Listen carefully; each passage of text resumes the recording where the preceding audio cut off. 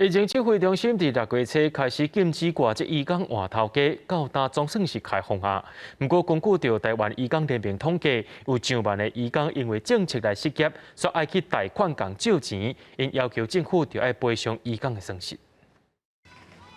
等了过挂过外籍移工13职工总算通全部恢复转换雇主的权益，只要新雇主伫就工前的3天内提供 PCR 检验、付费、遵守一人一间房间等等，就通互移工开始上班。不过对停业真久的移工来讲，伤害已经造成。7个月了没有工作，我的小孩也要读书，我没有办法寄钱回家，我觉得不公平。 因为有COVID-19到现在，没有一个台湾人被停止找工作。台湾移工联盟表示，根据劳动部统计，伫指挥中心禁令开始进前，大约有9000挂移工，官邸已经摕到转换雇主还是换新头路的核准，这个无包括已经提出申请的移工，因推估应该超过10000挂人，伫这段时间来失业，真侪移工贷款拿袂出来，个领无补贴。 表示台湾政府